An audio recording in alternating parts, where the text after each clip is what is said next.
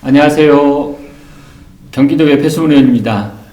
오늘은 경기 인터넷 뉴스와 함께 조금 특별한 시간을 만들어 보도록 하겠습니다. 저는 2010년부터 제 8대 도연으로 10대까지 삼선 도연으로 활동하고 있는데요. 저와 함께 경기도에 입성해서 12년간 의정활동을 함께하고 있는 우리 절친, 우리 김현삼 의원님을 모시고 의정활동의 성과, 그리고 우리 의원 활동하면서 있었던 뒷얘기들을 좀 나눠보는 시간을 갖도록 하겠습니다. 사실 도의원이라면 공인이기 앞서 사실은 뭐 사람이기 때문에 경기도 외에도 정책도 만들지만 인간 냄새가 나는 일들이 되게 많습니다. 그런 얘기를 같이 나눠보면서 우리가 12년 동안 했던 경기도의 생활을 좀 정리해보는 시간 가지면 좋겠어요. 오늘 같이 나와주신 우리 김현사 어머님을 소개할 텐데요. 9대 때 경기도의회 더불어민주당 당대표를 했고요. 8대 때 초선으로서 기획재정위원장도 했고 기라성 같은 분입니다. 본인 한번 소개해 주시죠. 저야 이렇게 소개를 했는데. 예, 너무 과하게 칭찬을 해주셔서요. 반갑습니다. 저는 경기도 의회 김현삼 도의원입니다. 방금 삼선 의원이라고 말씀을 좀 해주셨는데 의정활동 오랫동안 하다 보니까 이러저런 인터뷰도 좀 많이 해보고 했었는데 오늘처럼 이런 독특한 컨셉의 또 그 대담은 처음인 것 같습니다. 아주 기대해 두고요. 특별히 또 저하고 연배가 또 같아요. 요거는 뱀띠인데 우리 배수문 의원님.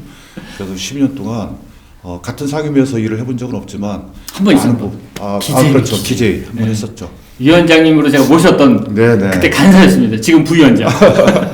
서로 이제 기대하고 의지하면서 의정활동 좀 해왔는데 오늘 이 시간이 우리 도민 여러분들께 의정활동의 어떤 뒷얘기들 이런 얘기를 좀 해주시면 의유를 이해하는 데 있어서도 많은 도움이 되지 않을까 그렇게 생각을 하고 있습니다. 새해 복 많이 받으시고요. 반갑습니다. 우리 뭔 얘기부터 할까요? 글쎄요. 근데 사실은 조금은 우리가 12년 동안 하면서 우리가 이뤄놨던 성과 이건 한번 짚어봐야 될 것 같아요. 그러니까 당대표도 했고 저도 기재위원장 그때 또 같이 했었으니까 이때 이뤄놓은 게 뭘까? 아니 그때 있었던 뒷얘기들 사실은 남들은 모르지만 우리는 또 적나라하게 알고 있잖아. 그렇죠. 그거 한번 얘기해 줬으면 좋겠어요. 그래서 우선 먼저 지난 12년 동안 의정활동 중에서 가장 먼저 떠오르는 건 아무래도 누리과정 관련한 의회 파행 사태 그리고 그로 인해서 이제 경기도가 역사상 최초로 준해산 사태까지 좀 오게 됐었는데 그 과정에서 또 의도하진 않았지만 여야 의원님들 간의 본의장에서 충돌도 좀 있었고 심지어는 10명 넘게 이렇게 부상당하는 그래서 이제 병원에 119 대기하고 실려가고 했던 기억이 나네요. 이런 게 좀 있었는데요. 지금 생각해 보면 좀 더 이렇게 좀 매끄럽게 이렇게 좀 할 수도 있었을 텐데 하여튼 그 당시에는 워낙 강하게 좀 대립되어 있던 그런 상태여서 그런 생각이 좀 듭니다. 아시는 것처럼 이제 누리과정은 전임 박근혜 대통령께서 이제 후보 시절에 이제 공약했던 내용인데, 그러니까 이제 유치원 아이들 대상으로 이제 들어가는 보육료를 국가가 이제 부분적으로 이제 부담하겠다 이런 내용이죠.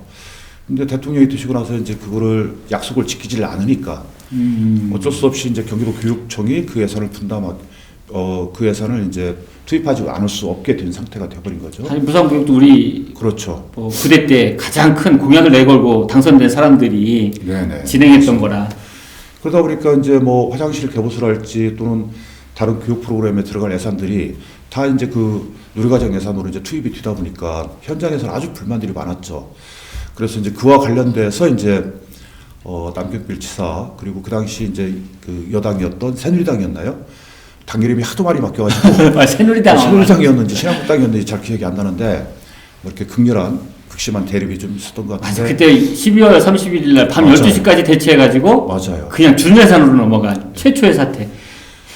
그때 몇 가지 에피소드가 좀 있는데 그때 이제 애결위원들이 저녁에 이제 버스를 빌려가지고 저 세종시까지 가서 그 다음날 아침까지 이제 이렇게 피켓팅하고 항의 시위했던 그런 기억도 좀 있고 청와대 앞에 가서 추운 겨울날 의원님들이 돌아가면서 1인 시위. 네, 저도 갔던 기억이 나요. 군수대 앞에서 피켓 들고 있었던. 1인 시위했던 기억도 있고 제가 지금 이런 얘기를 처음 하는데 사실 그때 이 누리과정이 다 끝나고 나서 몸무게를 재보니까 제가 4kg가 빠졌더라고요.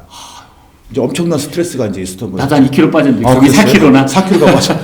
제가 이제 아무래도 이제 대표다 보니까 책임을 이렇게 조금 더 지고 있어서 그런 측면이 좀 있었던 것 같습니다. 근데 뭐 이게 우리가 이제 지방자치라고 하는 거를 이제 하고 있는데, 물론 뭐 최근 들어서 지방자치법이 일부 개정되고 해서 많은 부분은 뭐 이렇게 좀 개선은 됐습니다만, 여전히 그렇죠. 이 여의도 정치, 중앙 정치가 이 지역 정치를 볼모로 잡고 하는 부분들이 많이 있습니다. 뭐 이번에 같은 경우 문재인 대통령 되면서 예, 그러니까 예. 이제 지방 정부 차원의 예산을 넘겨주겠다, 뭐 지원 예. 복권하겠다. 그래도 한 20%나 넘어왔을까 예산이. 원래 한 10% 정도 있다가 그나마 10% 늘어서 그렇죠. 20% 들어와 있는데 우리가 좀 더 세게 했어야 되는데. 맞아요.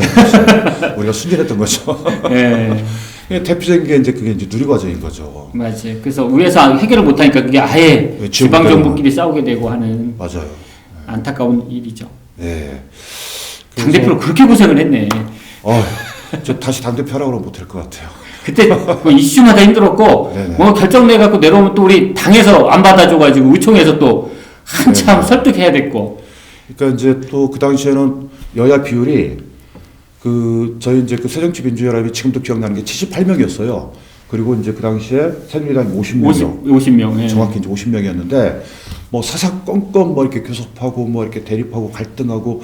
근데 생각을 해보면 어쩌면 글쎄 이런 얘기를 하면은 우리 더불어민주당 소속 의원님들 어떻게 받아들일지 모르지만, 그 갈등과 대립은 있었지만 의회 정치가 오히려 좀 오히려 활발해졌죠. 예, 네. 정당 정치가 제대로 가동이 됐고 지금 사실 그렇죠. 10대 경기도의회에 비하면 네, 이건 맞습니다. 다수당 하나만 있으니까 어떻게 보면 지금 의원님들이 어떻게 보면 정치를 좀 배울 수 있는 기회가 없다? 맞아요. 오히려 네. 그런 안타까움이 좀 있지. 그래서 어떻게 보면 이렇게 정당 정치의 진면목을 그 당시 보여줬던 시절이 아니었나 그런 생각이 하기야 뭐 오면 제대로 본회의 한 적이 없어. 맞아. 제가 생각해도 오늘 본회의가 10시다 그러면은 2시 뭐 4시 하기가 일수였고 그 후로 잡아놨던 모든 계획들이 캔슬 아니면 연기 뭐 맞아요. 그런 일이 막 비일비재했었는데.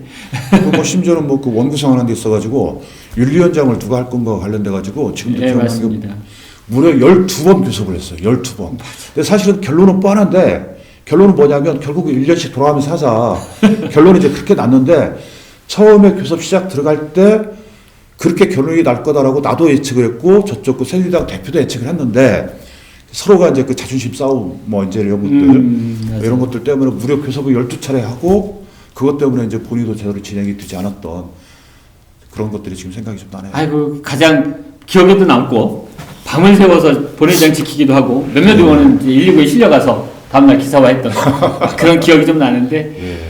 뭐 그 외에 또 아마 우리가 했던 게 아마 난 연정 같아요. 맞아요. 예, 그때 남경필 지사가 이제 여소야대 이러면서 전격적으로 제안을 했고 독일 그때 아마 뭐죠 총리했던 분 와서 연정에 대한 슈리더 총리 와서 본회의 사상 처음으로 우리 본회의장에서 전에 수상을 했던 슈레더 총리가 와가지고 연설했죠 그때 그렇죠. 특강. 네네. 그게 아마 연정 특강이었던 걸로 기억을 하는데.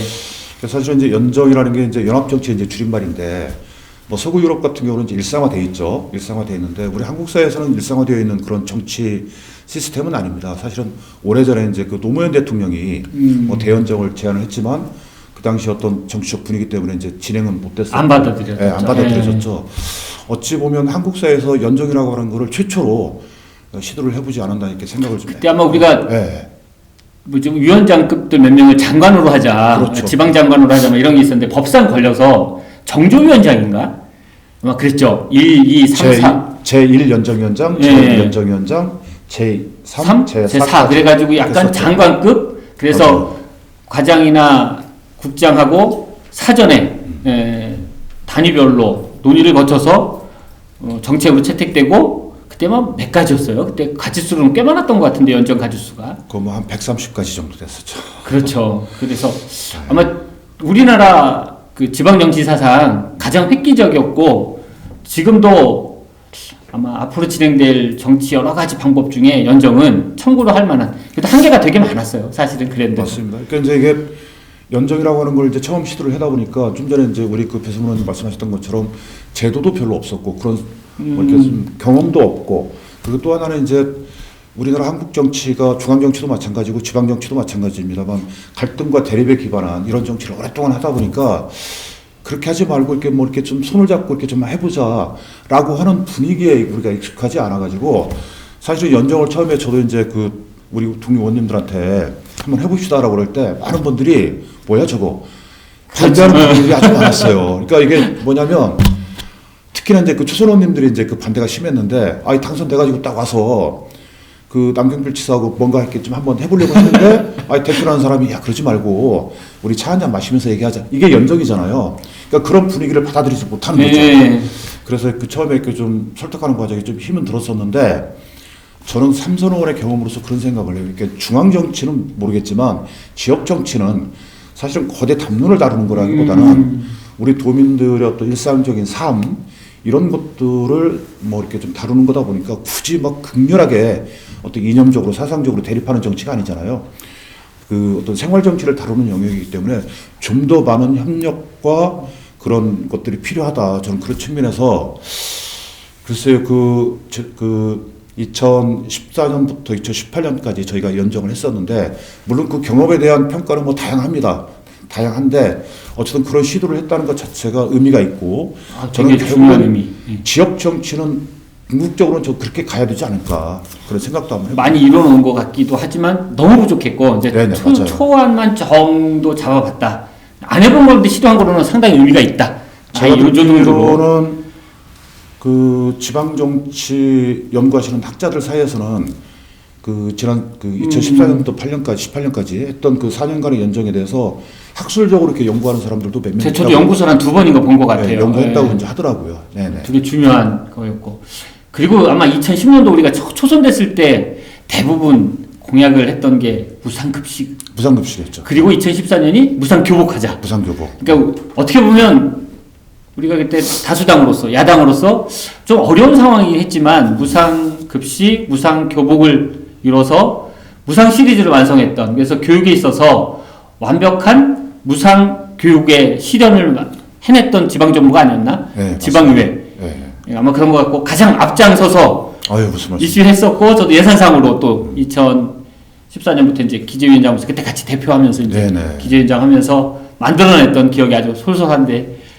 막 되게 중요한 것 같고 이런 것들이 아마 정치 아닐까라는 생각을 하고 그때 아마 도연하면서 좀 뿌듯했다고 할 수도 있고 도민들이 뭔가 그렇죠. 어필할 수 있는 것도 확실히 있었고 연정에 대해서 이제 그 초선원님들의 반응은 처음에는 이제 그 좀 싸늘했다고 이제 말씀을 드렸는데 그 재선 3선 의원 했던 의원님들 사이에서는 이제 동의하는 분위기가 많았어요. 왜냐하면 이거 해 보니 맨날 뭐 이렇게 싸움만 하고 특히나 이제 그 도민들 같은 경우 일반 국민들이 정치에 대해서 갖고 있는 생각 중에 하나가 니네 제발 좀 싸우지 좀 마라 이런 얘기를 많이 하시잖아요. 그러다 보니까 이제 사실 김문수 지사 시절에는 정말 대립이 심했었잖아요. 뭐 심지어 뭐 삭발도 하고 뭐 단식 농성도 하고 이랬던. 근데 이제 그렇게 했는데 결과적으로는 도민의 어떤 삶에 이렇게 긍정적인 낮은 게 별로 없다 보니까 그러니까 이제 그런 경험을 갖고 있는 삼선이나 재선 의원들은 그러면 이 연정이라고 하는 걸 통해서 서로가 갖고 있는 그런 생각들을 솔직하게 교환하고 그래서 그걸 정책으로 만들고 예산을 태워서 하게 되면 오히려 그것이 유권자들을 위하는 정치 아니냐라고 해서 호응이 더 좋았던 그런 기억이 좀 납니다.